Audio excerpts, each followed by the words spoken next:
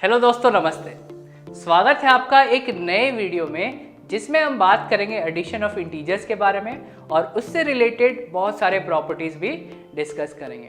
तो चलिए शुरू करते हैं इस वीडियो को और सबसे पहले समझते हैं कि हम इंटीजर्स को कैसे ऐड कर सकते हैं। जब हम दो पॉजिटिव इंटीजर्स को ऐड करते हैं तो हमें सिंपली उनके न्यूमेरिकल वैल्यूज को ऐड करना है और रिजल्ट के साथ पॉजिटिव साइन लगा देना है। फॉर एग्जाम्पल 2 + 4 हमें देगा +6। इसके बाद जब हम दो नेगेटिव इंटीजर्स को ऐड करते हैं तो हमें उनके न्यूमेरिकल वैल्यूज को ऐड करना है और रिजल्ट के साथ हमें नेगेटिव साइन लगा देना है। For example -6 + -4 = -10। और लास्टली जब हम एक पॉजिटिव इंटीजर और एक नेगेटिव इंटीजर को ऐड करते हैं तो हमें उन दोनों के न्यूमेरिकल वैल्यूज को सब्ट्रैक्ट करना है और हमें रिजल्ट के साथ उस इंटीजर का साइन लगाना है जो इंटीजर बड़ा है यानी कि बिगर है। For example -2 + 4 = 2। और अब हम डिस्कस करेंगे properties of integers for addition. सबसे पहली प्रॉपर्टी है क्लोजर अंडर एडिशन। तो चलिए देखते हैं ये क्या कहता है। इस प्रॉपर्टी के अकॉर्डिंग दो इंटीजर्स को ऐड करने पे जो रिजल्ट आता है वो हमेशा एक इंटीजर ही होता है, and that is why integers are closed under addition. For example, 4 + 3 = 7 and 1 + -3 = -2. Second property है कॉम्यूटेटिव प्रॉपर्टी और इस प्रॉपर्टी के अकॉर्डिंग अगर हम इंटीजर्स को ऐड करते वक्त उनका ऑर्डर चेंज करते हैं तो रिजल्ट सेम ही रहता है और ये शो करता है that addition is commutative for integers. For example अगर हमारे पास दो इंटीजर्स हैं a और b तो कॉम्यूटेटिव प्रॉपर्टी के according a + b will be equal to b + a। यहाँ पे हम इसे एक एग्जाम्पल के साथ समझते हैं।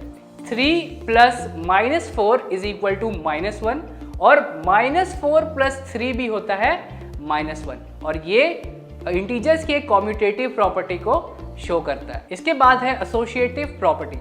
इस प्रॉपर्टी के अकॉर्डिंग दो इंटीजर्स से ज़्यादा के केस में जब हम एडिशन करते हैं तो हम ग्रुपिंग्स को अगर चेंज करें तो रिजल्ट सेम ही रहता है और इसलिए addition is associative for integers.